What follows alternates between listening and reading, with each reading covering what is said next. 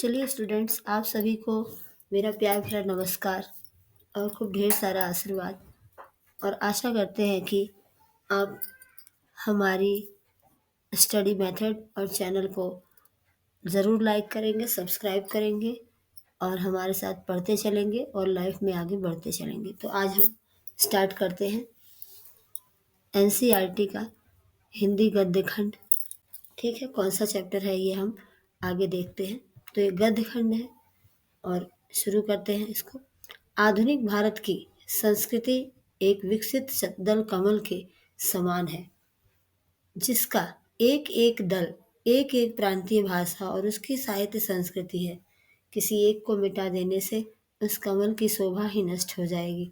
हम चाहते हैं कि भारत की सब प्रांतीय बोलियां, जिनमें सुंदर साहित्य सृष्टि हुई है, अपने अपने घर में प्रांत में रानी बनकर रहें और आधुनिक भाषाओं के हार की मध्य मणि हिंदी भारतीय होकर विराजती रहे। ऐसा किसने कहा है? रविन्द्रनाथ टैगोर ने।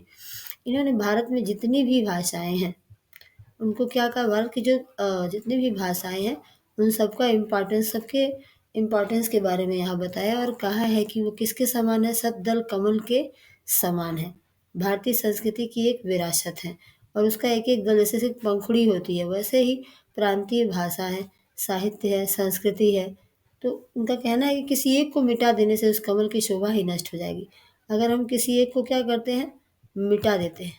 ठीक है, फॉर एग्जाम्पल एक कमल में से अगर एक दो पंखुड़ी हटा दिया जाए तो उसमें से क्या हो जाएगा? उसकी जो शोभा है वो नष्ट हो जाती है, मतलब शोभा खत्म हो जाती है। उसी प्रकार अपने घर में, अपने प्रांत में वो चाहते हैं कि जो हर भाषाएं हैं वो रानी बनकर रहें और हिंदी भारत भारती होकर विराजती रहे उनके मध्य। चलिए तो आगे कंटिन्यू करते हैं। बहुत ही अच्छा कोर्स आपने देखा। अब हम अपने चैप्टर की शुरुआत करते हैं। चलिए, तो इनसे तो सभी वाकिफ़ हैं। आप सभी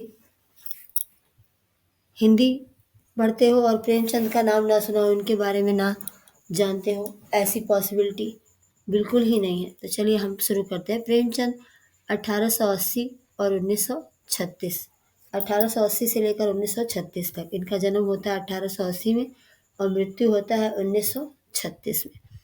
31 जुलाई, जुलाई का महीना होता है 1880 को, बनारस के करीब लम्ही गांव में। किसके करीब? बनारस के करीब। कौन से गांव में? लम्ही गांव में जन्मे धनपत राय। तो इनका नाम पहले क्या था? धनपत राय।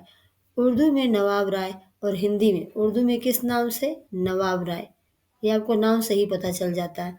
और हिंदी में प्रेमचंद नाम से लेखन का कार्य करते थे या लिखते थे। निजी व्यवहार, पत्राचार धनपत राय नाम से करते थे। और इनका कोई पर्सनल पत्र व्यवहार वगैरह करना हो, कोई पर्सनल काम हो, तो वो किस नाम से करते थे? धनपत राय नाम से करते थे। उर्दू में प्रकाशित पहली कहानी संग्रह, इनकी उर्दू में प्रकाशित जो पहली कहानी संग्रह है, ठीक है, किस भाषा में प्रकाशित है? तो उर्दू में। वो कौन सी है?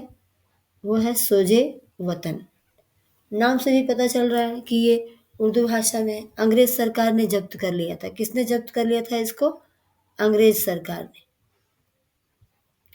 आजीविका के लिए स्कूल मास्टरी, इंस्पेक्टरी, इन्होंने क्या क्या किया अपनी आजीविका के लिए? देखिए, स्कूल मास्टरी की, मीन्स टीचर का भी काम किया। इंस्पेक्टरी की, मैनेजरी करने के अलावा इन्होंने हंस, हंस हो गया इनका, माधुरी जैसी प्रमुख पत्रिकाओं का संपादन भी किया। हंस और माधुरी इनकी क्या है? पत्रिकाएं हैं। और सोजे वतन क्या था इनका? सोजे वतन कहानी संग्रह था। कहानी संग्रह मतलब कलेक्शन ऑफ स्टोरी। पत्रिकाओं का संपादन भी किया। कुछ समय मुंबई की फिल्म नगरी में भी बिताया। कहाँ पे बिताया? मुंबई की फिल्म नगरी में। लेकिन वह उन्हें रास नहीं आई, यद्यपि उनकी कई कृतियों पर यादगार फिल्में बनी। और उनकी कई सारी, बहुत सारी कृतियाँ जो उन्होंने लिखी थी उसमें बहुत सारी जो है यादगार फिल्में भी बनी। चलिए तो आगे बढ़ते हैं। आम आदमी के दुख दर्द के बेजोड़ चितेरे प्रेमचंद को उनके जीवन काल में ही कथा सम्राट उपन्यास सम्राट कहा जाने लगा। उन्हें क्या क्या कहा जाने लगा? कथा सम्राट, फिर उपन्यास सम्राट कहा जाने लगा। उन्होंने हिंदी कथा लेखन की परिपाटी पूरी तरह बदल डाली। अपनी रचनाओं में उन्होंने उन लोगों को प्रमुख पात्र बनाकर साहित्य में जगह दी जिन्हें जीवन और जगत में केवल प्रताड़ना और लांछन ही मिले थे। तो कैसे लोगों को उन्होंने पात्र बनाया, प्रमुख पात्र? ऐसे लोगों को कि जिन्हें जीवन और जगत में क्या क्या मिला था? प्रताड़ना ही मिला हो और लांछन ही लगे हो। 8 अक्टूबर 1936 ये उनका देहावसान हो गया। ठीक है, वो मृत्यु को प्राप्त हो गए। प्रेमचंद ने जितनी भी कहानियां लिखी सब मानसरोवर शीर्षक से 8 खंडों में संकलित है। क्या शीर्षक है उसका? मानसरोवर।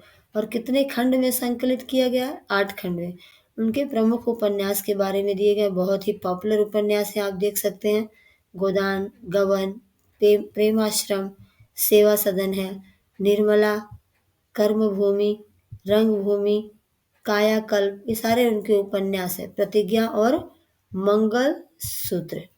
और मंगल सूत्र की खासियत क्या है यहाँ पे? ये उनका अपूर्ण उपन्यास है। ये ऐसा उपन्यास है जो अपूर्ण है, मतलब जो पूरा हुआ नहीं, उनके द्वारा पूरा नहीं हुआ। चलिए अब आगे बढ़ते हैं। यहाँ से हम पाठ प्रवेश करते हैं। अभी तुम छोटे हो, इसलिए इस काम में हाथ मत डालो। यह सुनते ही कई बार बच्चों के मन में आता है, काश हम बड़े होते तो कोई हमें यूं न टोकता। लेकिन इस भुलावे में न रहिएगा, क्योंकि बड़े होने से कुछ भी करने का अधिकार नहीं मिल जाता। घर के बड़े को कई बार तो उन कामों में शामिल होने से भी अपने को रोकना पड़ता है जो उसी उम्र के और लड़के बेधड़क करते रहते हैं।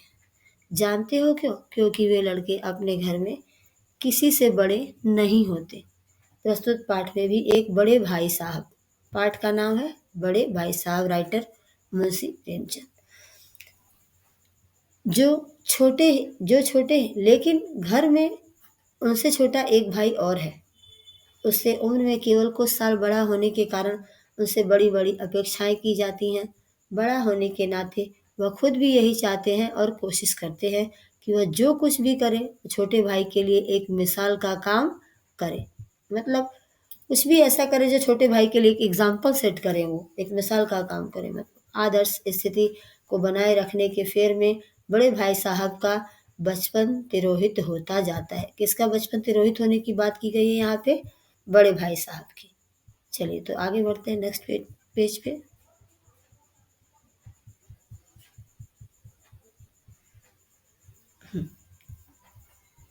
मेरे भाई साहब मुझसे 5 साल बड़े, कितने साल बड़े बताया गया है? 5 साल बड़े, लेकिन केवल 3 दर्जे आगे। 3 दर्जे आगे मतलब होता है 3 क्लास आगे। उन्होंने भी उसी उम्र में पढ़ना शुरू किया जब मैंने शुरू किया। तो यहाँ पे पढ़ाई की बात कब हो रही है? दोनों ने सेम उम्र में पढ़ना शुरू किया है, लेकिन तालीम जैसे महत्व के मामले में वह जल्दबाजी से काम लेना पसंद नहीं करते। कौन? बड़े भाई साहब। पढ़ाई के मामले में जल्दबाजी से कोई भी काम वो पसंद नहीं करते। इस भवन की बुनियाद खूब मजबूत डालना चाहते हैं जिस पर आलीशान महल बनाया जा सके। कैसा महल बनाया जा सके? आलीशान महल बनाया जा सके। 1 साल का काम 2 साल में करते थे, कभी कभी 3 साल भी लग जाते थे। बुनियाद ही पुख्ता ना हो तो मकान कैसे पायदार होगा? ये उनके कहने का मतलब था। कि कहने का मतलब ये है कि भले ही समय लगे, लेकिन जो काम है वो बहुत ही सटीक तरीके से होना चाहिए। मैं छोटा था, वह बड़े थे। मेरी उम्र 9 साल की थी, वह 14 साल के थे। उन्हें मेरी तंबी और निगरानी का पूरा और जन्मसिद्ध अधिकार था, और मेरी शालीनता इसी में थी कि उनके हुक्म को कानून समझूं। वह स्वभाव से बड़े अध्ययनशील थे। कैसा बताया गया है बड़े भाई साहब को? अध्ययनशील बताया गया है, मतलब पढ़ाकू किस्म के। हरदम किताब खोले बैठे रहते, और शायद दिमाग को आराम देने के लिए कभी कॉपी पर, किताब के हाशिए पर चिड़िए, कुत्ते, बिल्लियों की तस्वीरें बनाया करते थे। किसकी किसकी तस्वीरें बनाते थे? चिड़ियों चिड़ियों की, कुत्तों की, बिल्लियों की तस्वीरें बनाया करते थे। कभी कभी एक ही नाम या शब्द या वाक्य 10-20 बार लिख डालते थे। कितनी बार लिख डालते? 10-20 बार लिख डालते थे। कभी एक शेर को बार बार सुंदर अक्षरों में नकल करते थे, कभी ऐसे शब्द रचना करते हैं जिनमें ना कोई अर्थ होता, ना कोई सामंजस्य। मसलन एक बार उनकी कॉपी पर मैंने यह इबारत देखी, स्पेशल, अमीना, भाइयों भाइयों, दरअसल भाई भाई, राधे श्याम, श्रीयुत राधे श्याम। 1 घंटे तक इसके बाद एक आदमी का चेहरा बना हुआ था। मैंने बहुत चेष्टा की कि इस पहेली का कोई अर्थ निकालूं, लेकिन असफल रहा और उनसे पूछने का साहस ना हुआ, हिम्मत ना हुआ। 9वीं जमात में थे, 9वीं क्लास में थे, मैं 5वीं में, और मैं 5वीं क्लास में था। 4 का फर्क था यहाँ पे, 4 क्लास का। ठीक है, उनकी रचनाओं को समझाना मेरे लिए छोटा मुंह बड़ी बात थी।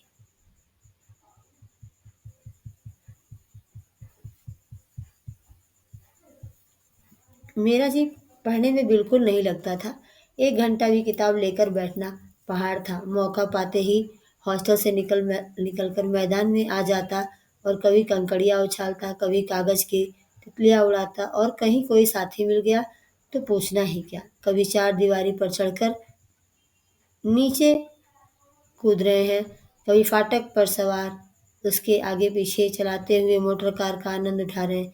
लेकिन कमरे में आते ही भाई साहब का वह रुद्र रूप देखकर प्राण सूख जाते थे। उनका पहला सवाल यह होता, कहाँ थे? पहला सवाल क्या होता था भाई साहब का, कि कहाँ थे? हमेशा यही सवाल इस ध्वनि में हमेशा पूछा जाता था, और इसका जवाब मेरे पास केवल मौन था। राइटर के पास क्या जवाब था? सिर्फ मौन, शांत रहना।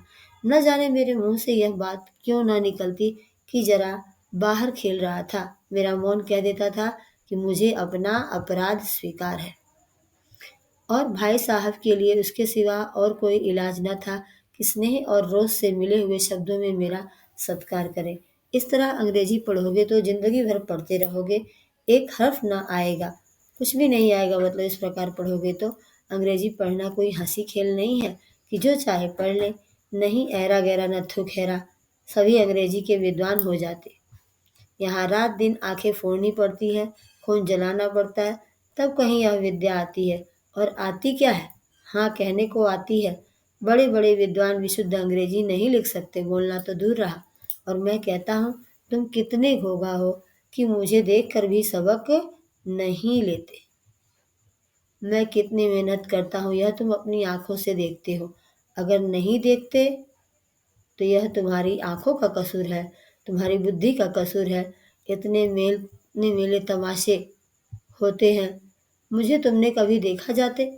रोज ही क्रिकेट और हॉकी मैच होते हैं, मैं पास नहीं फटकता, हमेशा पढ़ता रहता हूँ। उस पर भी एक एक दर्जे में 2-2 3-3 साल पढ़ा रहता हूँ। फिर भी तुम कैसे आशा करते हो कि तुम यूं खेल कूद में वक्त गंवाकर पास हो जाओगे? देखिए बड़े भाई साहब कह रहे हैं, मुझे तो 3 साल लगते हैं। तुम उम्र भर इस दर्जे में पड़े सड़ते रहोगे। अगर तुम्हें इस तरह उम्र गंवानी है तो बेहतर है घर चले जाओ और मजे से गुल्ली डंडा खेलो। दादा की गाड़ी, कमाई के रुपए को क्यों बर्बाद करते हो? मैं वह लताड़ सुनकर आंसू बहाने लगता। जवाब ही क्या था, अपराध तो मैंने किया, लताड़ कौन सहे। भाई साहब उपदेश की कला में निपुण थे। ऐसी ऐसी लगती बातें कहते, ऐसे ऐसे सुक्ति बाढ़ चलाते कि मेरे जिगर के टुकड़े टुकड़े हो जाते और हिम्मत टूट जाती। इस तरह जान तोड़कर मेहनत करने की शक्ति मैं अपने में न पाता था, और निराशा में जरा देर के लिए मैं सोचने लगता, क्यों न घर चला जाऊं। जो काम मेरे बूते के बाहर है उसमें हाथ डालकर क्यों अपनी जिंदगी खराब करूं। मुझे अपना मूर्ख रहना मंजूर था, लेकिन उतनी मेहनत से मुझे तो चक्कर आ जाता था। लेकिन घंटे 2 घंटे के बाद निराशा के बादल फट जाते और मैं इरादा करता कि आगे से खूब जी लगाकर पढ़ूंगा। चटपट एक टाइम टेबल बना डालता, बिना पहले से नक्शा बनाए कोई स्कीम तैयार किए काम कैसे शुरू करूं। टाइम टेबल में खेल कूद की मदद बिल्कुल उड़ जाती। प्रातः काल 6 बजे उठना, मुंह हाथ धोना, नाश्ता कर पढ़ने बैठ जाना। 6 से 8 तक अंग्रेजी, 8 से 9 तक हिसाब,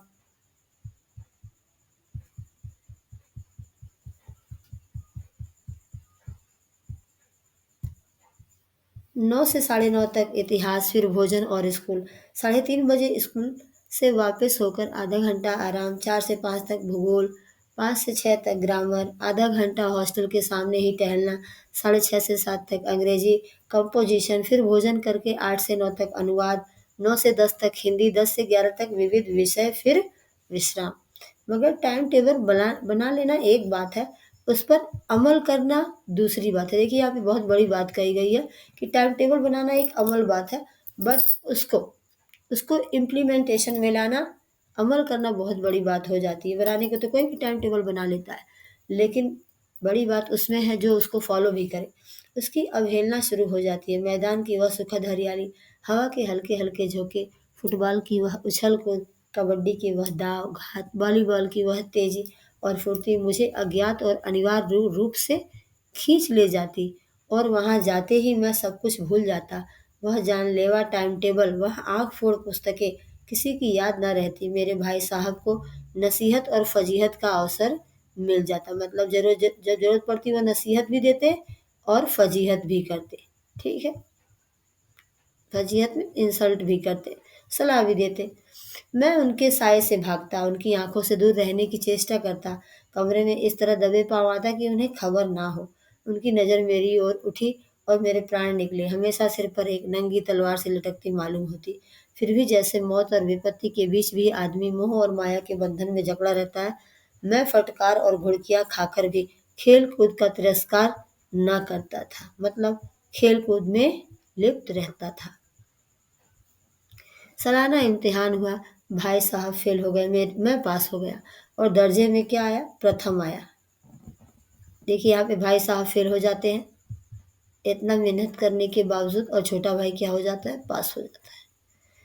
मेरे और उनके बीच केवल 2 साल का अंतर रह गया। एक क्लास भाई साहब के और फेल होने से 2 साल का अंतर रह जाता है, जो पहले 3 साल का था। भाई साहब को आड़े हाथ लूं, आपकी वह घोर तपस्या कहाँ गई? मुझे देखिए, मजे से खेलता भी रहा और दर्जे में अव्वल भी आया हूँ, लेकिन वह इतने दुखी और उदास थे कि मुझे उनसे दिली हमदर्दी हुई, और उनके घाव पर नमक छिड़कने का विचार ही लज्जास्पद जान पड़ा, शर्मनाक जान पड़ा। अब मुझे अपने ऊपर कुछ अभिमान हुआ और आत्मसम्मान भी बढ़ा। भाई साहब का वरौब मुझ पर ना रहा। आज़ादी से खेल कूद में शरीक होने लगा। दिल मजबूत था। अगर उन्होंने फिर मेरी फजीहत की तो साफ कह दूंगा, आपने अपना खून जलाकर कौन सा तीर मार लिया है। मैं तो खेलते कूदते दर्जे में अव्वल आ गया।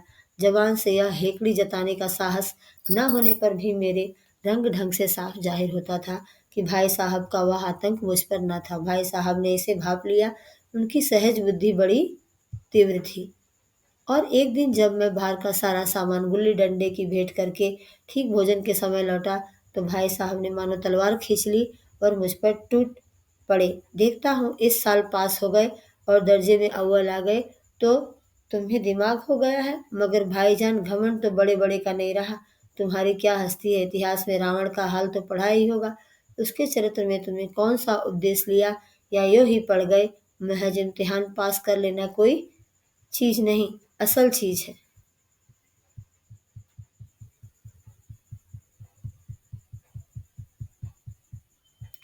असल चीज है बुद्धि का विकास। जो कुछ पढ़ो उसका अभिप्राय समझो, कि आपने जो पढ़ा उसका अर्थ क्या है, वो कहना क्या चाहता है।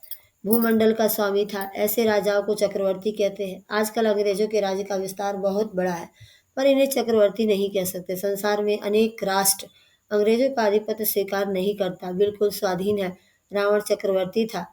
रावण को क्या बताया गया? चक्रवर्ती राजा था। संसार के सभी मही उसे कर देते थे। बड़े बड़े देवता उसकी गुलामी करते थे। आग और पानी के देवता भी उसके दास थे। मगर उसका अंत क्या हुआ? घमंड ने उसका नाम निशान तक मिटा दिया। कोई उसे एक चुल्लू पानी देने वाला भी न बचा। आदमी और जो कुकर्म चाहे करे, पर अभिमान न करे, इतराए नहीं। अभिमान किया और दीन दुनिया दोनों से गया। शैतान का हाल भी पढ़ा ही होगा। उसे यह अभिमान हुआ था कि ईश्वर का उससे बढ़कर सच्चा भक्त कोई है ही नहीं। अंत में यह हुआ कि स्वर्ग से नरक में ढकेल दिया गया।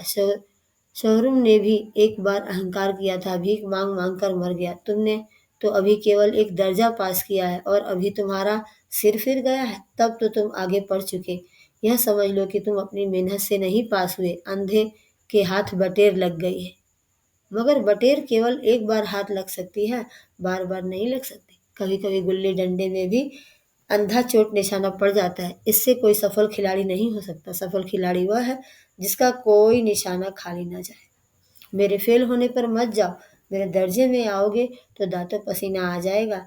अब अलजबरा और ज्योमेट्री के लोहे के चने चबाने पड़ेंगे और इंग्लिस्तान का इतिहास पढ़ना पड़ेगा। बादशाहों के नाम याद रखना आसान नहीं, आठ आठ हेनरी हो गुजरे हैं। कौन सा कांड किस हेनरी के समय में हुआ, क्या यह याद कर लेना आसान समझते हो? हेनरी सातवें की जगह हेनरी आठवां लिखा और सब नंबर गायब। सफा चट, सिफर भी न मिलेगा। सिफर भी हो किस ख्याल में, दर्जनों में जेम्स हुए हैं, दर्जनों में जेम्स हुए हैं, दर्जनों में विलियम कौड़ियो चार्ल्स। दिमाग चक्कर खाने लगेगा, आंधी रोग हो जाएगा। इन अभागों का नाम भी ना जुड़ते थे, एक ही नाम के पीछे दोयम सोयम चारुम पंचुम लगाते चले गए। मुझसे पूछते तो 10 लाख नाम बता देता। और ज्योमेट्री तो बस खुद ही पना, अ ब ज की जगह अ ज ब लिख दिया और सारे नंबर कट गए। कोई निर्दयी मुमतहीनों से नहीं पूछता कि आखिर अ ब ज और अ ज ब क्या फर्क है, और व्यर्थ की बात के लिए क्यों छात्र का खून करते हैं। दाल भात रोटी खाई या भात दाल रोटी खाई, इसमें क्या रखा है? मगर इन परीक्षकों को क्या परवाह, वह तो वही देखते हैं जो पुस्तक में लिखा है। चाहते हैं कि लड़के अक्षर अक्षर रट ले, और इसी रटंत का नाम शिक्षा रख छोड़ा है। और आखिर इन बेसिर पैर की बातों के पढ़ने से फायदा? इस रेखा पर वह लंब गिरा दो तो आधार लंब से दुगना होगा। पूछिए, इससे प्रयोजन दुगना नहीं चौगुना हो जाए या आधा ही रहे मेरी बला से, लेकिन परीक्षा में पास होना है तो यह सब खुराफात याद करनी पड़ती है। कह दिया समय की पाबंदी पर एक निबंध लिखो जो 4 पन्नों से कम न हो। अब आप कापी सामने खोल कलम हाथ में लिए उसके नाम को रोइए। कौन नहीं जानता कि समय की पाबंदी बहुत अच्छी बात है। इससे आदमी के जीवन में संयम आता है। अगर टाइम की बाउंडेशन हो तो दूसरों का उस पर स्नेह होने लगता है, उसके कारोबार में उन्नति होती है। लेकिन इस जरा सी बात पर 4 पन्ने कैसे लिखें? जो बात एक वाक्य में कही जा सकती है उसे 4 पन्नों में लिखने की जरूरत? मैं तो इसे हिमाकत कहता हूँ। यह तो समय की किफ़ायत नहीं बल्कि उसका दुरुपयोग है। समय की किफ़ायत नहीं बल्कि क्या होता है, उसका दुरुपयोग बताया है ऐसे राइटिंग को, कि व्यर्थ में किसी बात को ठूंस दिया जाए। हम चाहते हैं आदमी को जो कुछ कहना हो चटपट कह दे और अपनी राह ले, मगर नहीं, आपको 4 पन्ने रंगने पड़ेंगे। चाहे जैसे लिखिए, पन्ने भी पूरे फुल स्केप आकार के। यह छात्रों पर अत्याचार नहीं तो क्या है? अनर्थ यह है कि कहा जाता है कि संक्षेप में लिखो। अनर्थ क्या है? कि कहा जाता है कि संक्षेप में लिखो, मतलब समराइज करो उसको। समय की पाबंदी पर संक्षेप में एक निबंध लिखो जो 4 पन्नों से कम ना हो। ठीक, संक्षेप में तो 4 पन्ने हुए नहीं, शायद 200 पन्ने लिखवाते। तेज भी दौड़िए और धीरे धीरे भी। है उल्टी बात, है या नहीं? बालक भी इतनी सी बात समझ सकता है, लेकिन इन अध्यापकों को इतनी तमीज भी नहीं। उस पर दावा है कि हम अध्यापक हैं। मेरे दर्जे में आओगे लाला तो ये सारे पापड़ बेलने पड़ेंगे, तब आटे दाल का भाव मालूम होगा। इस दर्जे में अव्वल आ गए हो तो जमीन पर पाँव नहीं रखते। इसलिए मेरा कहना मानिए, लाख फेल हो गया हूँ लेकिन तुमसे बड़ा हूँ। संसार का मुझे तुमसे कहीं ज्यादा अनुभव है। जो कुछ कहता हूँ उसे गिरह बांधिए, गांठ बांध लीजिए, नहीं तो पछताइएगा।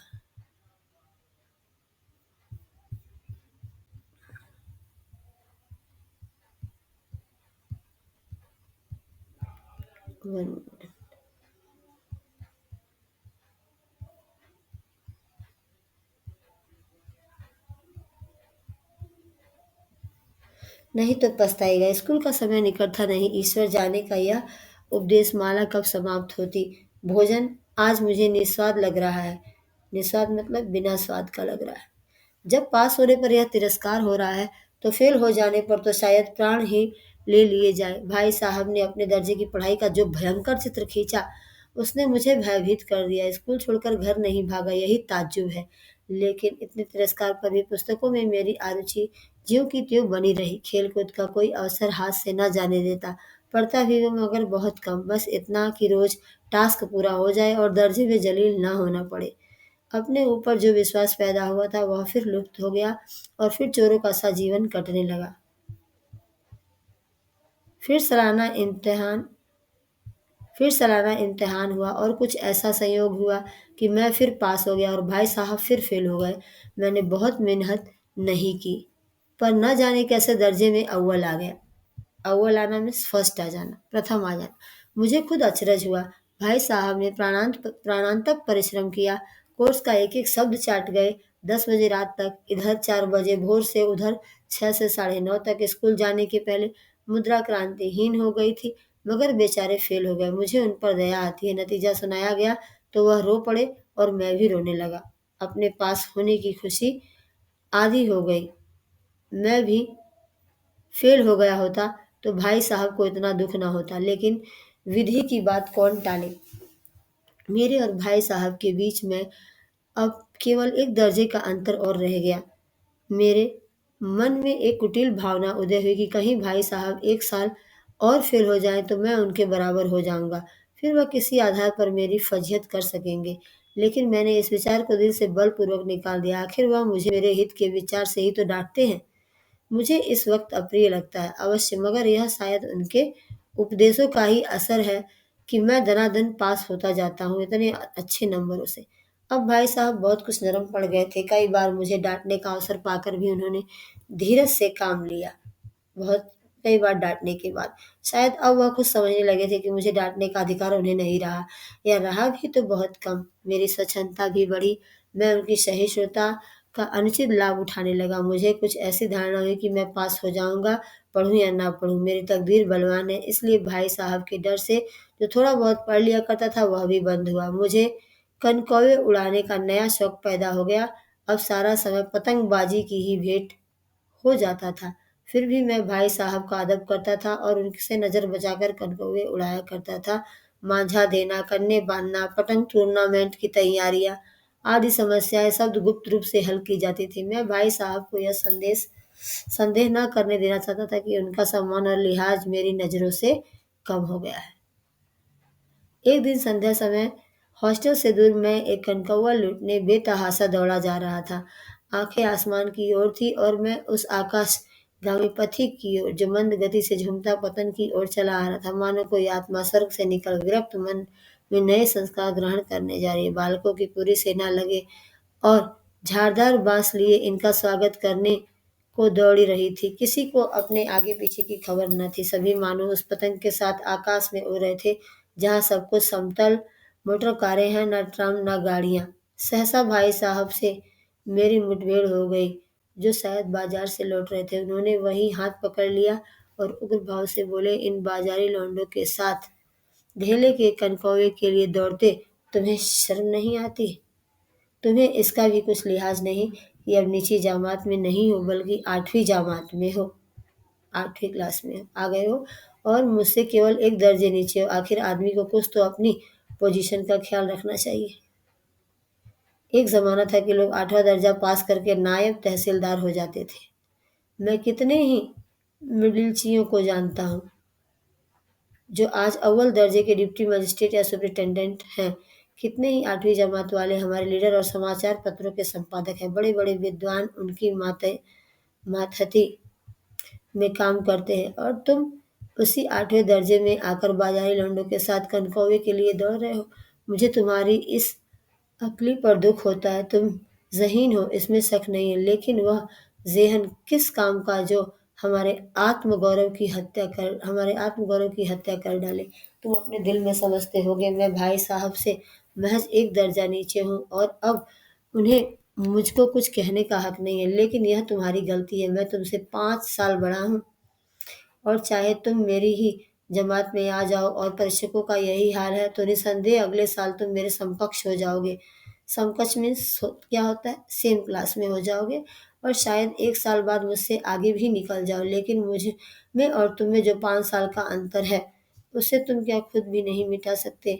मैं तुमसे 5 साल बड़ा हूँ और हमेशा रहूंगा। मुझे दुनिया का और जिंदगी का जो तजुर्बा है तुम उसकी बराबरी नहीं कर सकते, चाहे तुम MA डीफिल डिलीट ही क्यों ना हो जाओ। समझ किताबें पढ़ने से नहीं आती, दुनिया को देखने से आती है। हमारी अम्मा ने कोई दर्जा नहीं पास किया और दादा भी शायद 5वीं 6वीं जमात के आगे नहीं गए, लेकिन हम दोनों चाहे सारी दुनिया की विद्या पढ़ लें, अम्मा और दादा को हम समझाने और सुधारने का अधिकार हमेशा ही रहेगा। हमें समझाने का, सुधारने का अधिकार हमेशा ही रहेगा। केवल इसलिए